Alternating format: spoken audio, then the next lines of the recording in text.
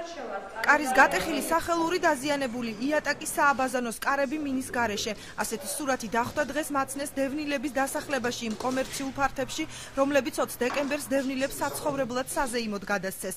აქ მცხოვრებლები უხარისხოდ შესრულებულ სამუშაოებზე საუბრობენ და დაზიანებებზე მიგვითითებენ. თქვენ ხომ დაინახეთ რა მდგომარეობა ეს აბანოს კარი საერთოდ არ არის ჩარჩოა მარტო ჩამოკიდებული.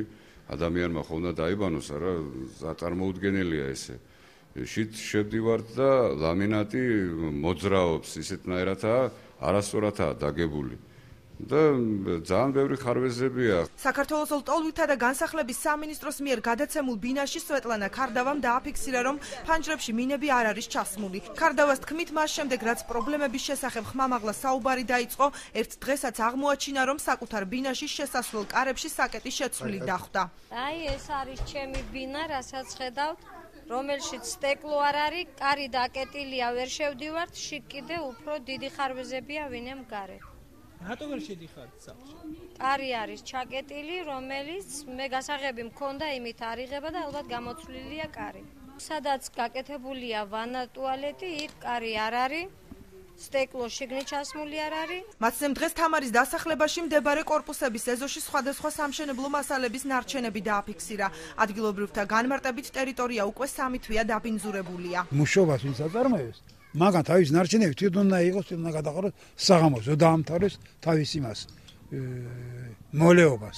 სამუშაო დაამთავროს, უნდა გადაყაროს. ზოგი არ აყრის. საკითხზე ბათუმის სანდასუფთავების სამსახურში აცხადებენ, რომ დანაგვიანებული ტერიტორიის ნარჩენებისგან დასუფთავება მშენებელი კომპანიის ვალდებულებაა. ვინც აკეთებს ამას, ვინც ასრულებს ამ მოვალეობას ამ სამსახურს, ვინც აკეთებს, ის ვალდებულია, რომ დაამთავრებს სამუშაო პროცესი, რომ დამთავრდება.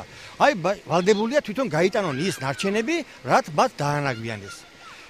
მერე ეს რო გაკეთდება, მერე უკვე ჩვენ ვერთობით ამ საქმეში და ვაკეთებთ ჩვენს დევნილთა დასახლებაში შექმნილი პრობლემების შესახებ ინფორმაციას ფლობენ საქართველოს ლტოლვილთა და განსახლების სამინისტროშიც. უწყებაში აცხადებენ, რომ არსებული ხარვეზების გამოსწორება უკვე დაწყებულია.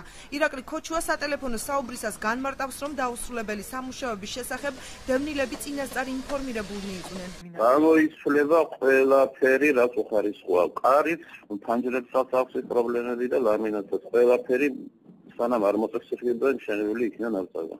ყველა მიცოდა და ყველას ურჩიეთ და უთხარით, რომ თვითონაც ჩვენს გარდა საზოგადოებრივი კონტროლი ყოფილიყო მშენებლობის ხარისხზე. თამარის დასახლებაში მიმდინარე სარემონტო სამუშაოებს შეპეს ესენი აწარმოებს. კომპანიის წარმომადგენლებმა სატელევიზიო კომენტარი დღეს არ გააკეთეს, მირად საუბრებში კი განაცხადეს, რომ დაბინძურებული ეზოები 2 დღეში დასუფთავდება.